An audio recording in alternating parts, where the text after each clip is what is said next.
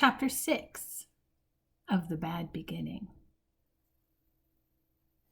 You can see a small sketch of some oatmeal. Looks rather yummy, actually. But I'm sure it can't be for the orphans, because Count Olaf never gives them anything nice. Let's find out. The next morning, when the children stumbled sleepily from their bedroom into the kitchen, rather than a note from Count Olaf, they found Count Olaf himself. Good morning, orphans, he said. I have your oatmeal all ready in bowls for you.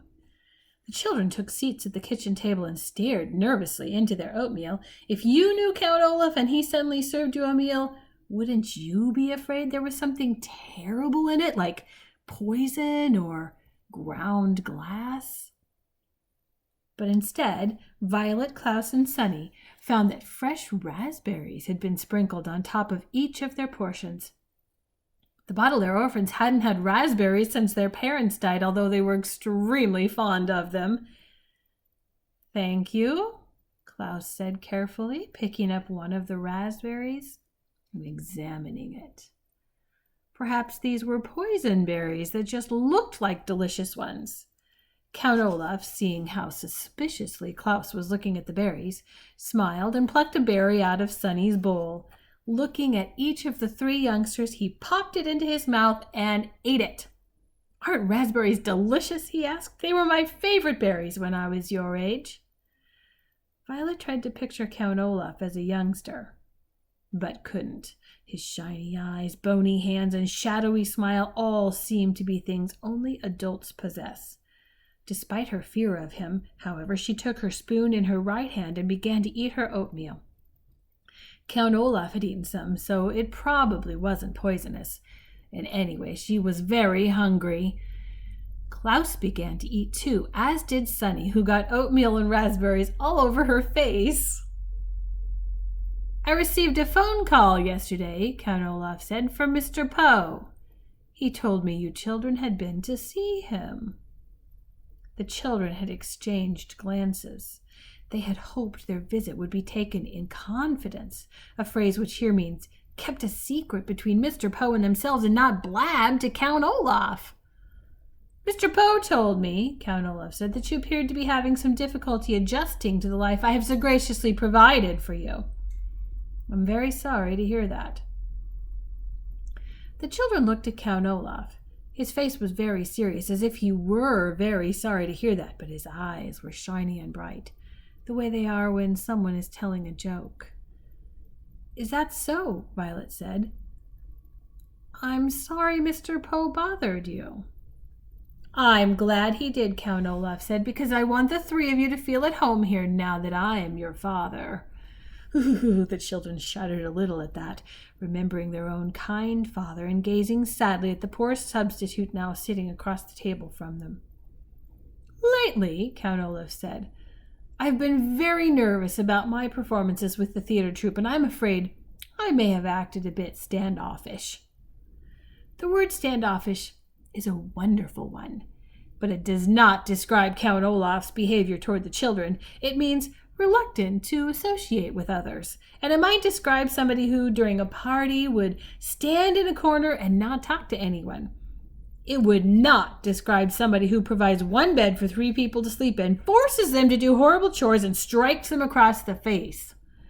There are many words for people like that, but standoffish is not one of them. Klaus knew the word standoffish and almost laughed out loud at Olaf's incorrect use of it. But his face still had a bruise on it, so Klaus remained silent. Therefore, to make you feel a little more at home here, I would like to have you participate in my next play.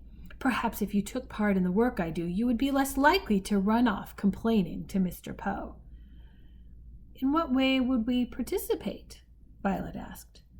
She was thinking of all the chores they already did for Count Olaf and was not in the mood to do more.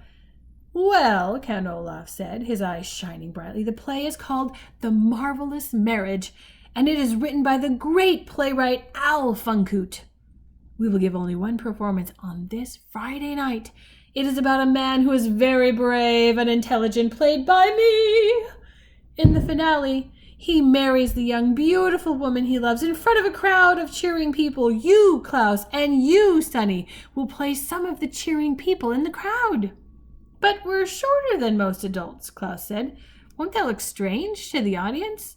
You will be playing 2 midgets who attend the wedding, Olaf said patiently. And what will I do? Violet asked. I'm very handy with tools, so perhaps I could help you build the set. Build the set?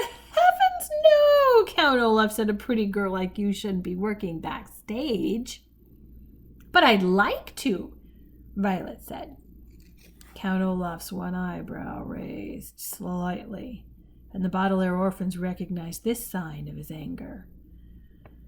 But then the eyebrow went down again as he forced himself to remain calm. But I've such an important role for you on stage, he said. You are going to play the young woman I marry.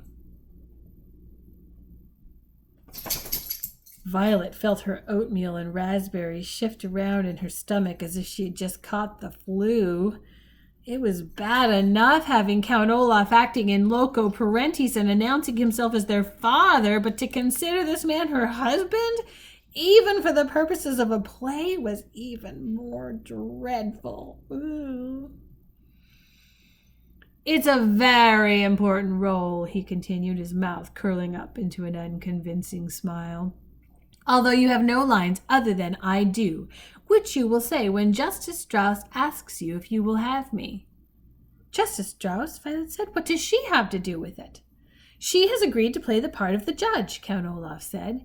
Behind him, one of the eyes painted on the kitchen walls closely watched over each of the Baudelaire children. I asked Justice Strauss to participate because I wanted to be neighborly as well as fatherly. Count Olaf, Violet said, and then stopped herself. She wanted to argue her way out of playing his bride, but she didn't want to make him angry.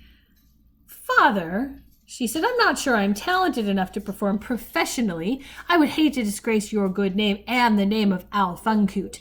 Plus, I'll be very busy in the next few weeks working on my inventions and learning how to prepare roast beef, she added quickly, remembering how he had behaved about dinner. Count Olaf reached out to one of his spidery hands and stroked Violet on the chin, looking deep into her eyes. You will, he said, participate in this theatrical performance.